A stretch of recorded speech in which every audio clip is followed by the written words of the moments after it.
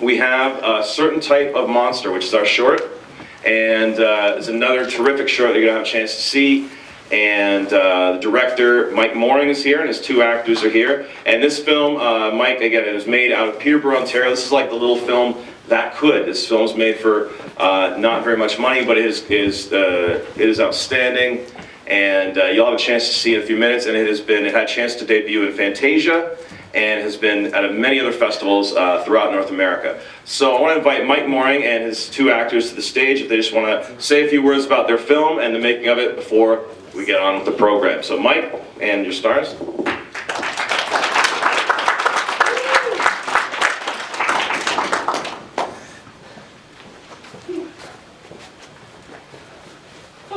So Mike, if you want to say a few words, this is Mike, and I think Josh Cutmore and Jen Yarrow were the two leads, the only two actors, I think, in the film. So yeah, all right, Mike, take the mic there. Yeah, basically myself and pretty much the entire cast and crew is in the house today, all four of us. Yeah, this is basically, like I said, a little movie that could. I kind of think of it the same way. We made it for a budget of something like $700, give or take. 400 of which were used on a single prop. So ostensibly we were working on a $300 budget to create what you're about to see, which basically means everyone involved really kind of poured their blood, sweat, and tears into it. Despite the considerable suffering on screen, neither of these fine folks, these very talented folks standing next to me, were paid a cent for their contribution. No one has made any money. It was a labor of love, and we've been very, very, very thrilled to be able to exhibit it at some awesome festivals, much like this one. This is kind of our last hurrah. We're very, very excited to be here because we are so close to our home turf. This is actually the first time that, despite our festival success, that we have been able to enjoy the movie together. We've never watched the completed film together in a room with an audience like this, so we're very pumped. I don't really know how to follow that up, other than I'm still waiting for my paycheck. Someday. And labor of love with the emphasis on labor. Yes. Lots of late nights. Yes. But worth it. Yeah, filming up until, well, we started usually around midnight and went until 6 a.m. On the hottest day of the summer. Just throwing that out there. You get a little bit of that in there. So, there it is. Hopefully you enjoy the film. All right, well, congratulations, it's wonderful. Mike, Josh, Jen, thank you very much. And thank you. So, Some Kind of Monster and the Ghostkeepers. See you afterwards.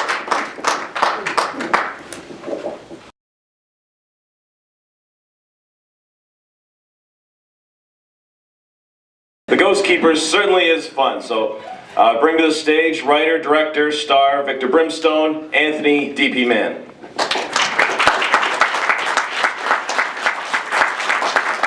Thank you very much.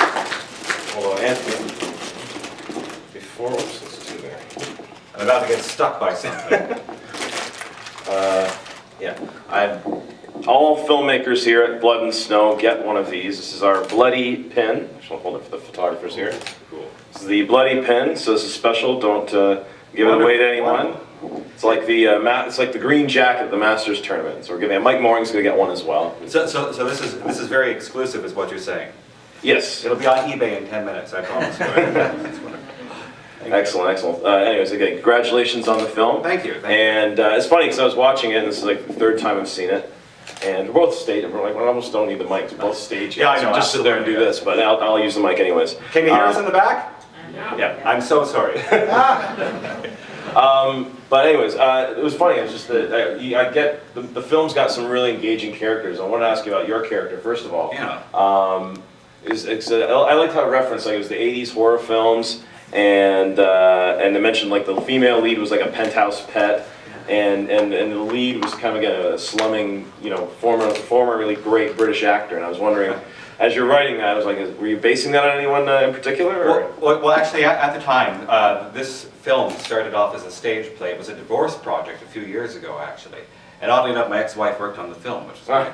But when I originally wrote Victor Brimstone, yeah, actually, this was heavily inspired at the time. The original version of the play took place in the 1980s, and Barry Bird had a late-night radio show, and they were doing reel-to-reel, and he was very heavily inspired by Vincent Price. And then as the revision of the script took form a couple of years later and became a film, that's when he became not only Vincent Price, but an amalgamation of some of the other greats too. Maybe some of the underappreciated actors, like the old Hammer actors and all that. And it's funny, in this particular film I play a washed-up horror film actor, and I don't know if that's foreshadowing for the future, but there is certainly a lot of me in this character, but there's also a lot of the people that I celebrated. It's a funny story here. We showed this at Montreal Comic-Con back in September, and I was asked by somebody in the audience, we had a really, really good turnout actually. And I was up here for a Q&A doing this, and somebody was filming it, and somebody said, you know, I see a lot of you. Somebody got up, I didn't know them. I see a lot of you in that character. I said, thank you very much. They said, as a gay actor in horror films, how do you... And I froze because I said, well, thank you very much, but I'm not gay. But I'm very, very glad. And that's fine.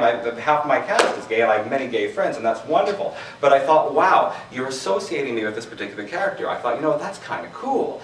You know, maybe Victor Brimstone needs to ride again somehow, you know. So he's a very supporting character. I realize this, he's a little character, he's in there, but people do seem to laugh at the jokes and all that, and you know, maybe we'll do more with the Victor Brimstone character, like cool. Victor Brimstone versus the Undead or something, you know, like that. It'll start off in I've got ideas going. It'll start off in a convention, and then... This is the pitch right here. Absolutely. And I'm glad he worked for you. Excellent. No, he totally did. I wanted to just... also briefly, I noticed I liked all the performances, particularly the actress that played Ray, the sound technician. I really picked up on her performance this time. She did a wonderful job. Jennifer Verardi, yes. She actually just turned 26 years old. She's young. She's young, but she's certainly very, very talented. She's a seasoned stage actor. She's done a lot. And it's funny, I actually had dinner with her the other night because we were talking about another project. And she said, you know, I'm thinking of going to school for acting. I said, yeah, you're freaking mind. You were just in this movie here. It's got distribution. You know, don't do that. Just get out and act more because people like you. Yeah. Cool. And it's funny, like the different subgenres in horror films kind of allow for to examine certain things. Certain themes get looked at in vampire films. Zombie films, for instance, get looked at. You know, you can always kind of examine, I think, usually society and society's problems or the way people treat each other. What is it about the haunted house genre that, and haunted house stories, which are very old, you know, which go back a ways, that attracted to you, and you know, what could you examine in a haunted house story that you were interested in? Well, you know, that's interesting because my favorite subgenre. I mean, I'm a horror buff, right? I'm a fanboy. I'm actually a podcaster too. I've been doing that for 6 years, and that's why this script is way in there. Yeah, the mic, sure, why not? So, my favorite subgenre of horror film is the haunted house movie. Now, I'm a believer in ghosts. I do believe in ghosts. So, you know, we all have our own beliefs, of course, and everybody has religion. Jesus is in the lobby, so I believe in that. He's cool. But I've always been a fan of the old-fashioned haunted house films. The Uninvited just made its way onto Blu-ray in the last couple of weeks. If you haven't seen it, finish watching the movies here this weekend, then go and rent it because you need to see it. My favorite film of all time, and somebody laughed here. There was a woman who laughed when she saw the scene with the ball coming down the stairs. Yeah, The Changeling. My favorite film of all time is The Changeling, and that was my nod to it. In fact, this whole film, are you ready for this? We were pitched by our distributor, because this had distribution before we even shot a single frame film. Our distributor said, hey, The Innkeepers is big right now. Can you do something like The Innkeepers? And I said, yeah, I'll do a film called Ghostkeepers. We love it. We can sell it. That's great. But I had the script kicking around, right? But what they had wanted initially, I think, was just, you know, something that was cashing in on horror, the haunted house film at the time. And Innkeepers is a wonderful film. What I wanted to do was, I said, okay, yeah, we'll do that, but we're not going to rip it off. We're going to pay tribute to all the tropes in the genre that I like. Some of this is ludicrous. Some of this is ludicrous. A lot of it's intentional. Hatcher, he's got that crazy southern accent, you know, out of place there, but I bet you in every William Castle film that you saw with an old creepy house in it, somebody was speaking with that particular accent. You know, the scene from The Changeling's in there too. The story is paper thin, but, and I do like the movie, believe me, but it's paying homage to a particular type of film that I don't think you see anymore. I don't think we see enough of those. I was so impressed with The Conjuring, actually. I thought The Conjuring was quite well done, and that's the closest we've seen to a classic haunted house film, like, you know, again, like The Original Haunting or The Uninvited and Legend of Hell House. We do need to see more of those. Did you want this microphone back at some point? Well, it's wonderful. If you have more to say, if you want to. No, I mean, Well, let's open up to any questions in the audience. So does anyone have any questions for Anthony Mann? Yes, sir. Yes, my name is Salako Kalpu. I'm the director of the Occult Research Bureau. And for some years I worked with Ian Curry and Carol Davies. And what we did was to actually go to haunted places and exorcise them. And I wonder if you're familiar with Ian Curry's work or Carol Davies. no, I don't need that. No, I'm not. Ian Curry is a name I've absolutely heard. I've heard referenced many times. I actually read a lot of books about true hauntings and stuff. Well, actually, Ian Curry wrote a book called You Cannot Die. And Carol Davies was the psychic that accompanied us on these exorcisms. And what I found very interesting and about your film was how much it paralleled the work that we did. Really? Yes, it's very authentic. Wonderful. And I was wondering if you're familiar with Ian Curry. No, but you know what, after having this discussion here, I think I have to go and search him out, because I was exposed to, actually, for the lady who referenced or recognized the change in the reference, I remember being 4 years old, and my mother was a big fan. I shouldn't say was because she's still alive, but she's a big fan of horror films. I remember walking in, I woke up in the middle of the night, I was 4.5 years old, and she was watching The Changeling on late night TV, and I walked into the room, and the first thing I saw was that scene, that crazy scene with the wheelchair at the end of the film, where it's chasing Trish Vanderveer, and that just leaves such an impression, right? So ever since then, I mean, I've certainly sought out books on on true hauntings. The very first play I ever did was about the Borley Rectory haunting. Here I was, the short little fat greasy high school kid with pimples on his face, and I'm playing Harry Price, the famous parapsychologist. I mean, that was, it's always been a passion for me. I'm going to throw this out here because I do a lot of hosting and a lot of seminars and things like that, and I love to talk about the occult and to talk about horror. So who here believes in ghosts? Of course. Cool, that's good. The house that we were working in. I got a concert on Monday. I'm going to preserve my voice here. So the house that we were filming in, we shot this in Gananoque, Ontario. Okay, anyone know Gananoque? Why? No, Gananoque is a great.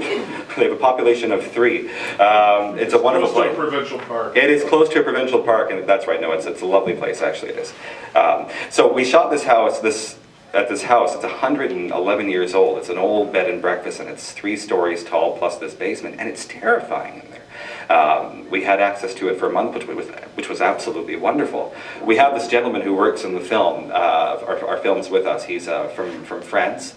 His name is Olivier, and he's got a wonderful accent. He's quite artistic. He thinks horror movies are the work of the devil, but he shows up for every film we do. And he's a gentleman with a cowboy hat and the bushy mustache you see walking on the street at the beginning. Anyway, one night, Olivier was in charge of actually opening the house and letting us in because he had an arrangement with the owners, and he's a very, very stoic individual. We pulled up one night to do some shooting about 7 o'clock at night. It was dark outside, and all the house was lit up. The lights were on, all 3 floors, etc., etc., etc. It was freezing out. It was like minus 25 degrees or something because we shot in November, December, and Olivier was out there at the foot of the stairs, kind of his arms crossed like this, tapping his foot, looking very strange. And we pulled him and we said, Olivier, why aren't you inside? He said, well, I was downstairs, I opened the house, and someone is walking on the 3rd floor, and fit this. So, which is great. I mean, but we all had really, really strange experiences there, like feelings of, I mean, the atmosphere is important. Anybody who's shot anything, anybody here, I'm sure there's a lot of filmmakers here who have shot things. Atmosphere is really important. Script is important. If you have the right setting, as we did with Britton House here, which is the name of the property, then it just opens up so many more possibilities. And some of the film was actually adapted as we were filming to make use of that location. Yes, so we're here. I was really impressed with the dialogue in the film, and particularly in When we got it right, the piece where you had it, especially with the younger woman, the girlfriend. Yeah. How much leeway did you give your actors to to do that sort of thing? That's a great question, actually, because I'm an actor primarily.